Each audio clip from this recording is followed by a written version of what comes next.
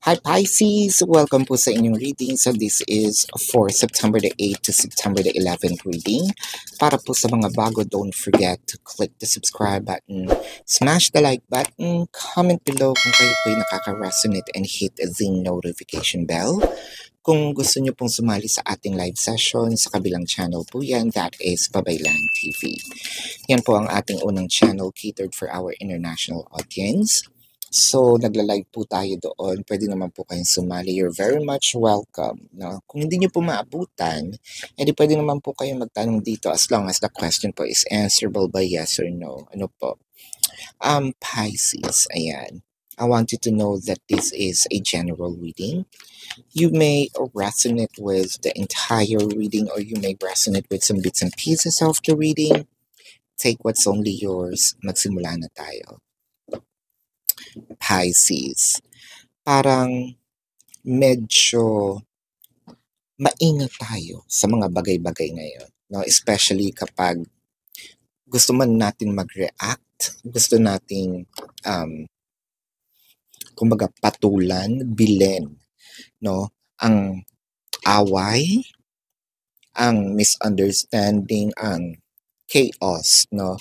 Kumbaga, naku, kung butit nakakapagtimpi lang ako. Kung hindi, no, bibinggo ka sa akin. Pero I'm trying to become a bigger person. I feel like ang iniisip mo dito, anong mahihita ko, no?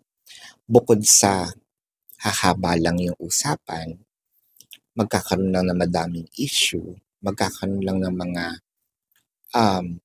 paksyon, no? Which is ayoko namang mangyari at ayoko ding ma-experience at ayoko magkaroon ng stress. Stressful na, ayoko ng dagdagan, no? I feel like, bahala ka. Ang gagawin ko dito, I'll be focusing on myself, I'll be focusing on my growth. Ngayon kung naiinggit ka pa din, no? O ngayon kung galit ka pa din, not on me. Issue mo na yan, no? Parang sa akin, papabayaan ko na lang, hahayaan ko na lang muna, no? Pero mabuti na lang, no? Nandiyan talaga, no? Nakakapagtimpi tayo. So, nandito ka sa part na nagpapaka-professional tayo. Diba? Well, I think that that's better, no? Kesa nga naman yung, kumbaga sinasabi mo, ayokong pumantay, no? Bumaba sa level mo o level nyo. Ooh, juicy, no? Nyo nga ba? Let's see. Well, I think that this is more of, kung family issues ito, baka sa kabilang kampo, no? Medyo nagkakairingan. Pero sa'yo, ano naman mapapala ko kung papatulan ko kayo, no? Di tumahol lang kayo ng tumahol dyan, no? Gusto niya dog food, no? Taroy mo naman, Pisces. With the temperance and the King of Swords. Actually, minsan lumalaban-laban tayo. Low-key, no? Actually, magaling dito si Pisces, eh. Sa mga low-key. Yung mga tipong mapagmaldita, no? Pero may class, no? Yung kumbaga mga one-liner, no? Na sige, parang ratatatatatatat, siya bira ng bira sa'yo. Tapos yung isang bugal lang, parang yung sa'yo, bazooka, no? O ikaw, sige, mag-armalite ka dyan, no? Tapos ako isang, sabog ka talaga, no? With the kasi, yung ano mo dito, talagang pinupush, no? Yung pasensya, pinupush. Pero ikaw, hindi ka naman yung balahura, no? Na pag gumante or nagsalita, yung ka-level nila. Pero minsan mapapatulan mo yung isang one-liner pero sabog, no? Sabog, kita ang laman, no? Yuck, ang gross. Anyway, with the Ace of Cups and the Two of Wands. So it felt like to me na ayoko din kasing masyadong patulan, no? Dahil kahit papano, either mahal ka ng mahal ko, hindi ito yung third parting asawa ng asawa ko, no, yung ganyang part. Siguro, no, family members, no, importante ka, no, ayoko magkasira, ayoko rin din dumating yung point na kailangan mamili ni person, no, between ako at saka yung mga taong mahal niya, no, with the Knight of Wands and the Ace of Pentacles. Kaya nakikita ko dito, as much as possible, either you are saving, no, para makapagsimula na kayo, or you are doing a specific project, goal, you're investing into something, whether it is crafts, no, but para lang sabihin natin, literal, makalayo na kami dito, or literal, para hindi kita mapansin. So, I am doing things to literally avoid, the conflict. Hindi dahil takot ako, no? Sabi ni Pisces, hindi dahil takot ako, baka kung hindi mo pa nakikita si Satanas, no? Baka nasa harapan mo na nagpapanggap lang. Huwag mong gisingin, no? Huwag mong gisingin ang natutulog na naturalesa ko, no? Ang daming pagbabanta. Bakit Pisces ang taray-taray mo ngayon? Siguro nga, ito yung moon phase, no? With the Six of Pentacles, ayan talaga, ha? Magpapatul tayo, ha? With the Page of Cups. Naku, Pisces, ha? Baka naman pumapatol ka na sa mga post, ha? Yung mga Facebook post na yan, ha? Hindi maganda. Kung yun ang gusto mong marinig, hindi siya maganda. Kung nagsimula ka na, wag.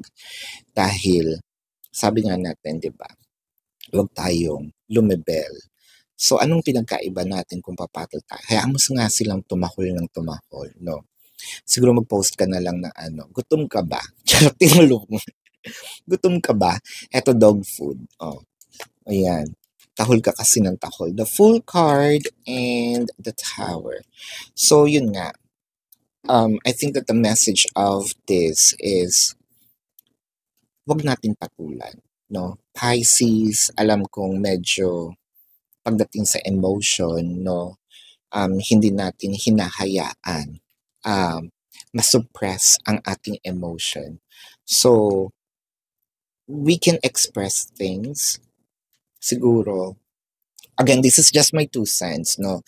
Wala ako din sa desisyon or wala ako sa posisyon para diktahan ang inyong buhay. Pero kung ginagawa nyo na yung post at feeling nyo happy naman kayo, di go, buhay nyo yan, no?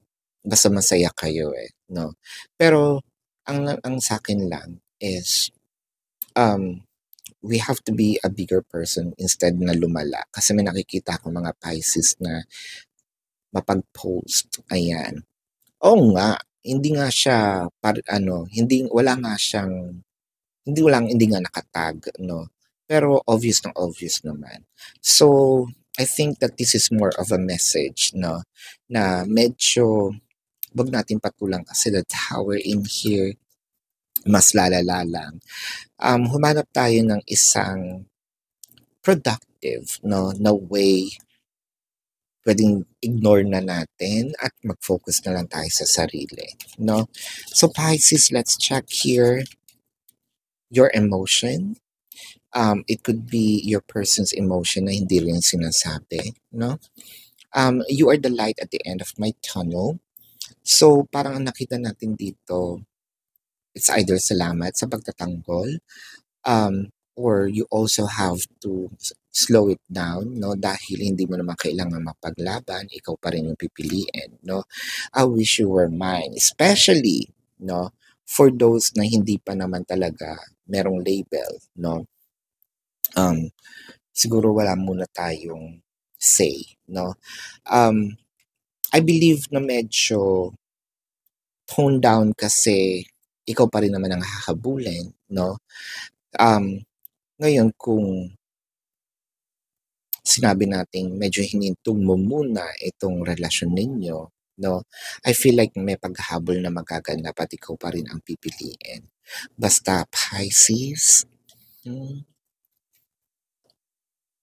parang botohan ito. Think before you click, before you act, no? Huwag tayong dala sa bugso ng damdamin. Let's check the zodiac sign of your person. This could be their sun sign or a placement in their chart. I'm seeing Taurus, Virgo, Pisces, Aries, Scorpio, Leo, Sagittarius. Yan. So this is your reading, Pisces. Para po sa mga bago, don't forget to click the subscribe button, smash the like button, comment below kung kayo po ay nakaka-resonate, and hit a zing notification bell. Kung gusto niyo pong sumali sa ating live session sa kabilang channel po yan, that is Babaylan TV. Yan po ang ating unang channel catered for our international audience, no? So, nagla-live tayo doon. Kung di nyo maabutan, magtanong na lang po kayo dito sa comment section as long as the question po is answerable by yes or no.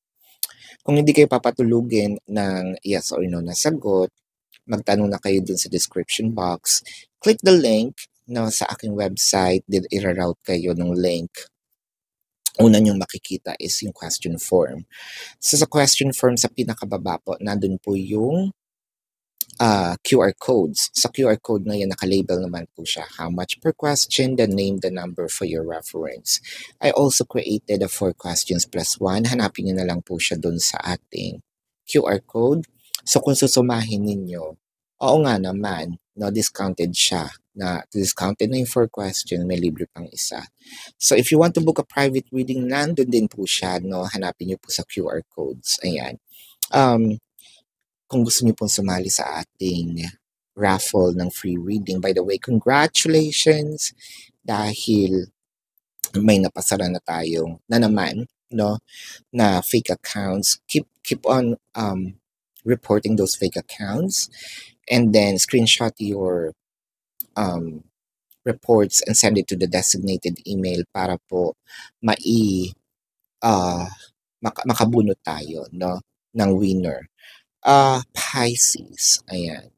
Kung hinahanap po ninyo ibang mga readings, nandun po siya sa Facebook. Kung hindi nyo mahanap yung readings tungkol sa mga ex, at hindi nyo mahanap yung Facebook, dumiretso kayo uli dun sa question form, may mga logo po doon ng social media or icons. Click nyo lang yung icons or logo, dadali na kayo doon sa social media account. So this is your reading, Pisces. Love and light. Namaste. See you po sa susunod na reading. Goodbye.